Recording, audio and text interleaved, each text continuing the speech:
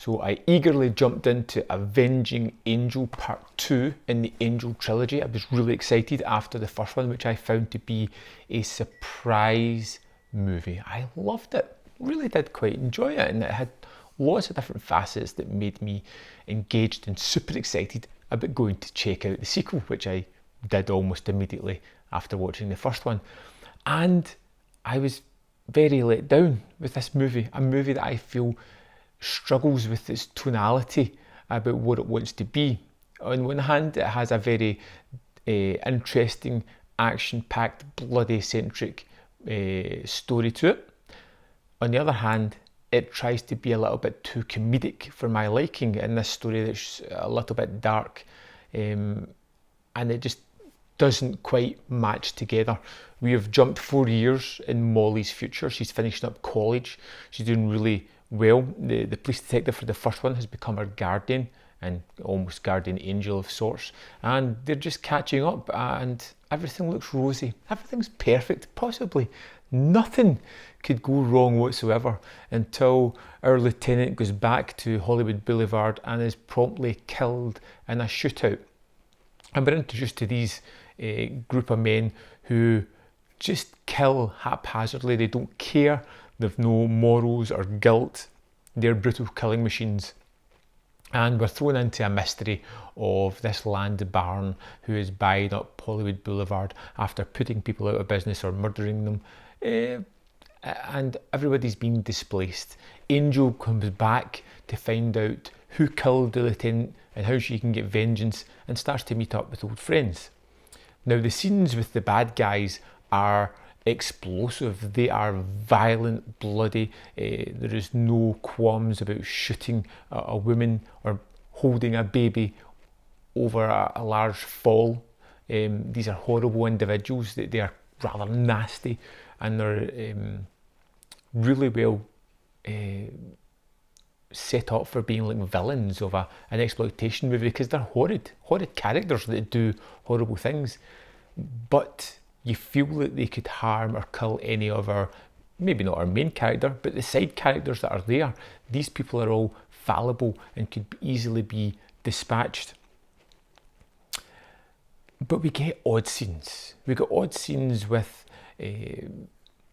Angel and a few of her old friends going to break out Kit from an asylum, a sanitarium, and that is where it starts to lose the plot. It becomes very almost slapsticky.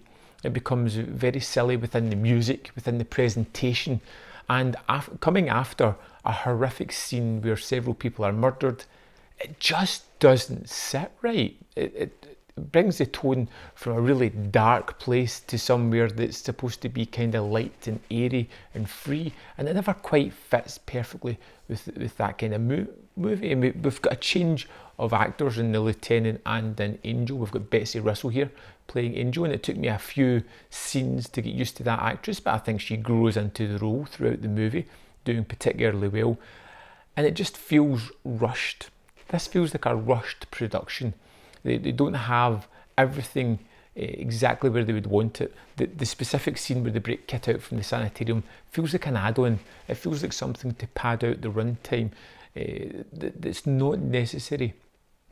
I do like to see some of the characters back, although I feel Kit, who was really kind of charming in the first one and a key ingredient, feels a little bit pushed onto us here. A little bit too much screen time for my liking. I like the foul-mouthed apartment supervisor. I think she's hilarious, played by Susan Tyrrell.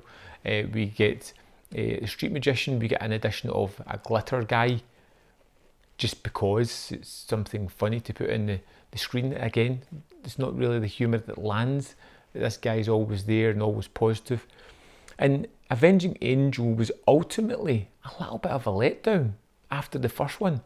You know, where a movie was really strong, had its foot firmly in that exploitation ground, knew what it was doing with some of the action set pieces, and created a kind of emotional core at the heart of it.